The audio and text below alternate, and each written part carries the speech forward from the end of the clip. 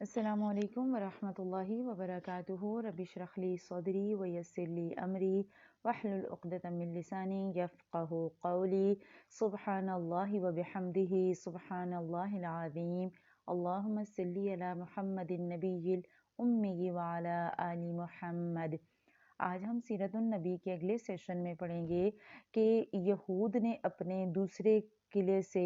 بھاگ کر قلعۃ الزبیر میں پناہ لے لی، اور یہ وہ آخری قلعہ تھا جو فتح کرنا باقی رہ گیا تھا۔ اس سے پیچھے ہم نے دیکھا کہ کیسے مسلمانوں نے اللہ کے نبی صلی اللہ علیہ وسلم کی اطاعت کا معیار دکھایا اور معیار کا انداز بتایا کہ جہاں آپ صلی اللہ علیہ وسلم کا حکم آ جائے، اللہ کا حکم آ جائے، تو وہاں خواہشات کی کوئی گنجائش نہیں بچتی۔ یہود نے اپنے آخری قلعۃ الزبیر میں بنا لے لی اور وہاں قلعہ بند ہو گئے۔ اب یہ نطاط کا آخری اور تیسرا قلعہ تھا۔ مسلمانوں نے آگے بڑھ کر اس کا محاصرہ کیا۔ چوتھے دن ایک یہودی نے آ کر پانی کی بعض نالیوں کی نشاندہی کر دی جس سے یہود پانی لیا کرتے تھے، لہٰذا مسلمانوں نے یہ نالیاں کاٹ دیں۔ یعنی کہ آپ صلی اللہ علیہ وسلم کو یہ تھا کہ اگر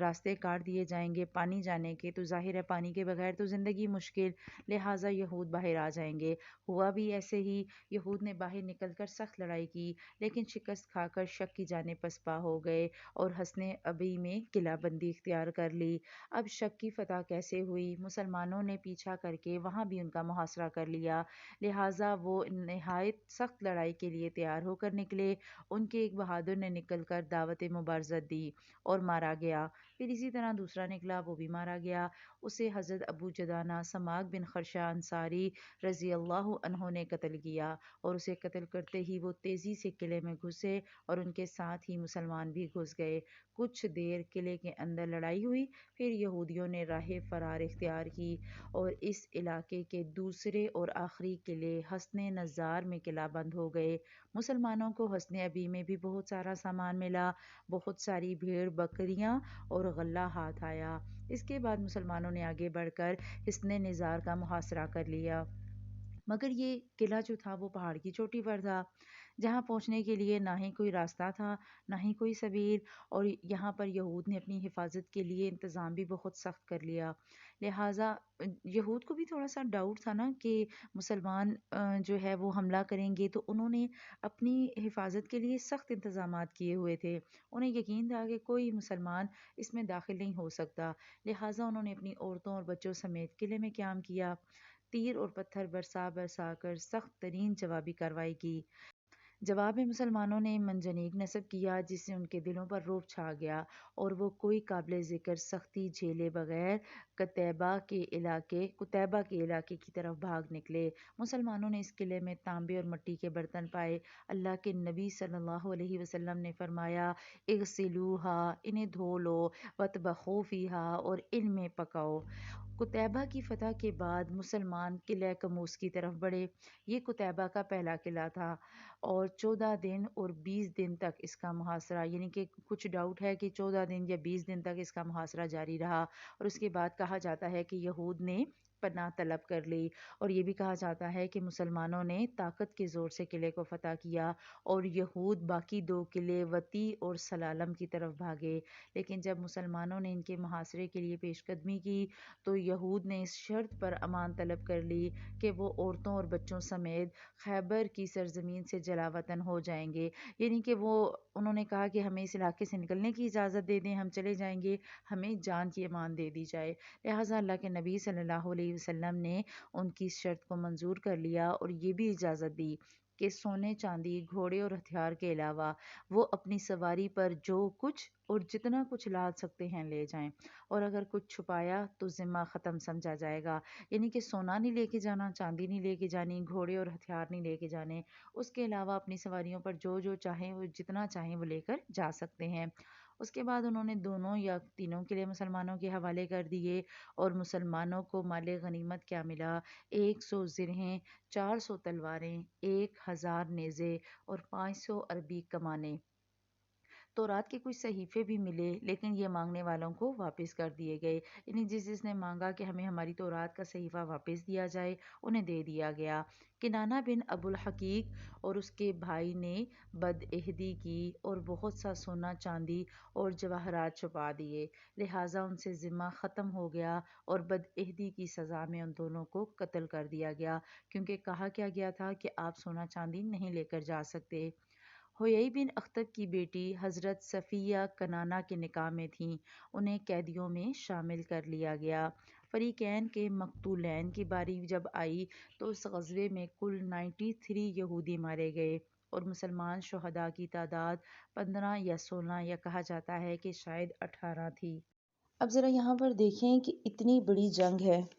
इतना माले गनीमत मिल रहा है और मारे जाने वाले लोग जो हैं उनकी कुल तादाद देखें, 93 यहूदी और 15, 16 या 18 मुसलमान। अगर हम आज के दौर में जंगों का मवाजना करें उस दौर की जंगों से, तो उस दौर में अल्लाह के नबी सल्लल्लाहु अलैहि वसल्लम की हिकमत अमली की वजह से इतनी कम तादाद थी जो मक़तूलैन की थी। आगे क्या हुआ कि महाजिरीन हबशा अबू हुरैरा और अबान बिन सईद रज़ी अल्लाहु अन्हुम की आमद, हज़रत अमर बिन उमैया ज़मरी रज़ी अल्लाहु अन्हु जो नजाशी के पास अल्लाह के नबी सल्लल्लाहु अलैहि वसल्लम का ख़त लेकर गए थे, जब वो महाजिरीन हबशा को साथ लेकर वापस हुए तो उनमें से एक जमात ने खैबर का रुख किया, जिसमें जाफ़र बिन अबू तालिब और अबू मूसा अशअरी रज़ी अल्लाहु अन्हुमा भी थे। ये लोग अल्लाह के नबी सल्लल्लाहु अलैहि वसल्लम के पास जब पहुँचे तो खैबर फ़तह हो चुका था, लेकिन माले गनीमत अभी तकसीम नहीं हुआ था। अल्लाह के नबी सल्लल्लाहु अलैहि वसल्लम ने हज़रत जाफ़र रज़ी अल्लाहु अन्हु को बोसा दिया और फरमाया, वल्लाही मा अदरी बिअय्यिहिमा अफ़रह, वल्लाह मैं नहीं जानता कि मुझे किस बात की ज़्यादा खुशी है, बेफ़तह खैबर, खैबर की फ़तह की,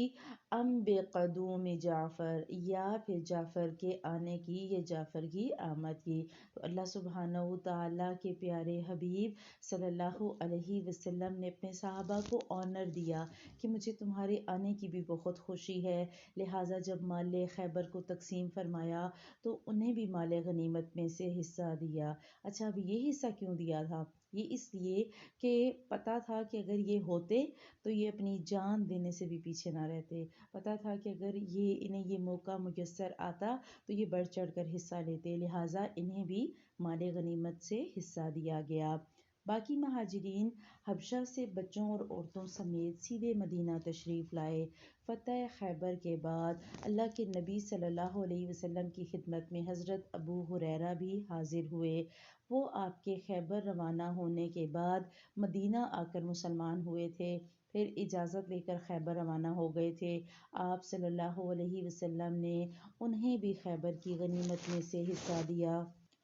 फ़तह खैबर के बाद अल्लाह के नबी सल्लल्लाहु अलैहि वसल्लम की खिदमत में हज़रत अब्बान बिन सईद रज़ी अल्लाहु अन्हु भी हाजिर हुए। वो एक सिरिया लेकर नजद तशरीफ़ ले गए थे और अपनी मुहिम पूरी करके खैबर आ गए। अल्लाह के नबी सल्लल्लाहु अलैहि वसल्लम ने खैबर के माले गनीमत में उनका और उनके साथियों का हिस्सा न रखा। क्यों? क्योंकि वो जिस सरिये में गए थे वहाँ उन्होंने चूँकि अपनी मुहिम पूरी की और उन्हें वहाँ से माले गनीमत मिल गया, लिहाजा आप सल्लल्लाहु अलैहि वसल्लम ने मुनसिफाना तकसीम की।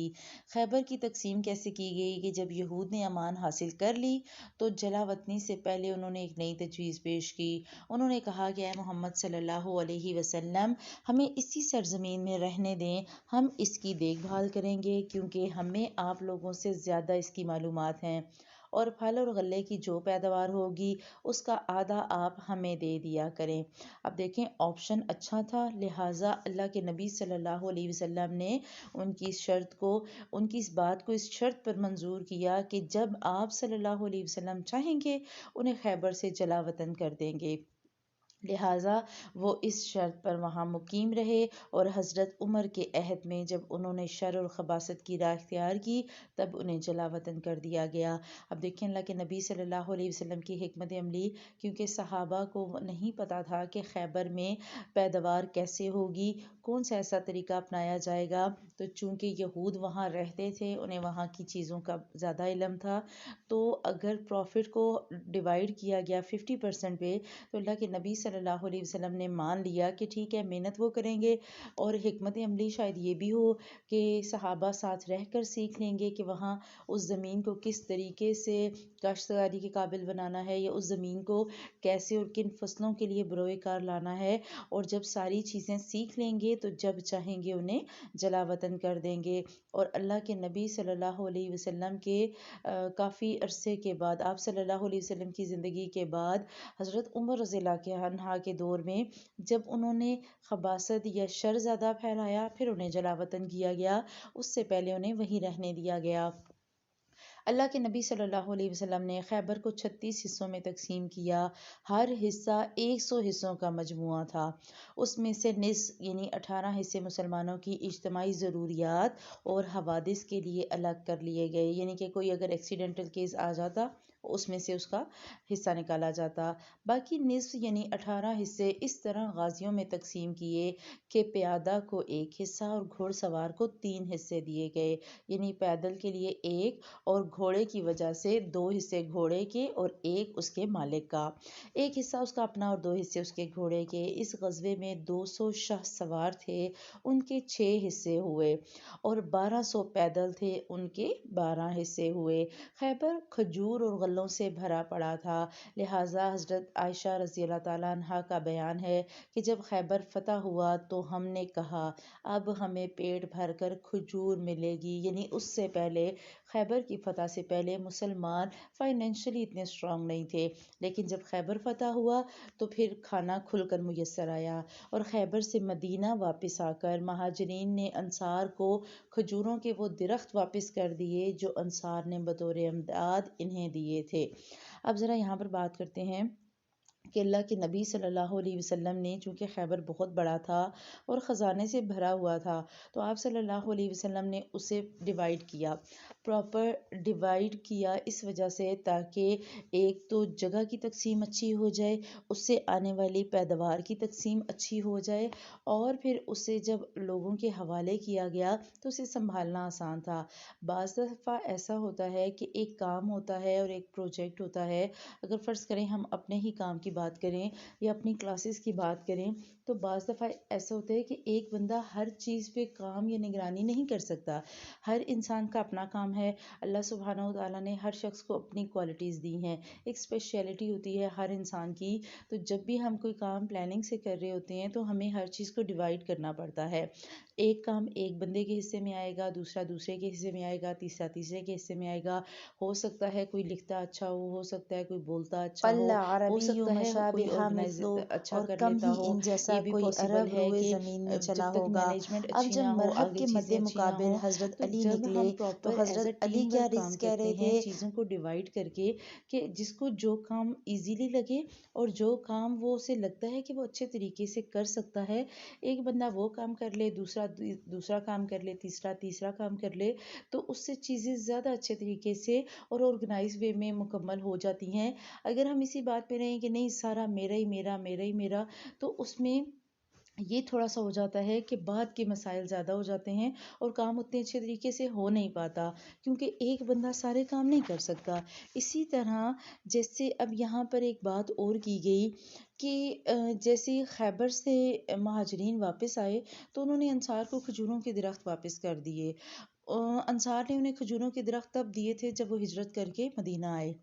اب یہاں سے ایک سبق اور بھی ہمیں ملا کہ اگر فرض کریں کسی نے مشکل وقت میں آپ کی ہیلپ کی، آپ کو سپورٹ کیا، آپ کو اتنی آپ کی مدد کر دی کہ آپ سروائیو کرنے کے قابل ہو گئے، تو جب آپ کو اللہ سبحانہ و تعالیٰ نے آسائش دے دی، کشائش مل گیا،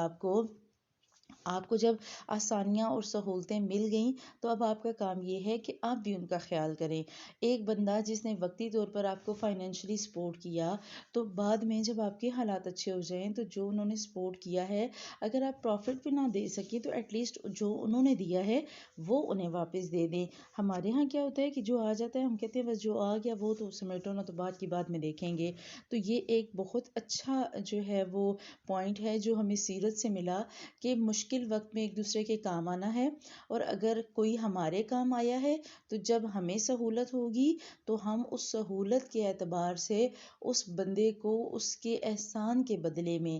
انہوں نے جو ہمیں سپورٹ کیا، زیادہ نہیں تو کم از کم ہم انہیں وہ لوٹا دیں۔ اس سے کیا ہوتا ہے، دلوں میں محبتیں بڑھتی ہیں۔ ہمیشہ سیرت سے سیکھیں، ایک ایک پوائنٹ کو نوٹ کیا کریں کہ اچھا مجھے اس چیز میں، اس لیکچر میں سے کیا کام کی بات ملی، یہاں اگر آج کا ہم نے لیسن پڑھا تو اس میں ہمارے لیے کیا سبق تھا۔ جیسے آج کے لیسن میں بہت بڑی بات تھی کہ ایک ٹیم ورک ضروری، اور دوسری چیز یہ کہ ایک دوسرے کی ہیلپ کرنا ضروری، مدد ضروری، اور مدد کرنے والے کا احسان ماننا بھی ضروری۔ ہم کیا کہہ رہے ہوتے ہیں کہ ہم احسان لے تو لیتے ہیں، بعد میں اگر تھوڑی سی بھی ان کے ساتھ کوئی گڑبڑ ہو، ہم کیا کہتے ہیں، ہاں جی بڑے احسان تم نے کیے، اسی لیے کیے تھے، آج کا دن دکھانے کے لیے، اچھا آپ نے یہ اس لیے کیا تھا، کل کو ہم پہ احسان جتاؤ۔ تو آپ نے کوشش یہ کرنی کہ اگر کوئی آپ کے ساتھ نیکی کرے تو اس نیکی کو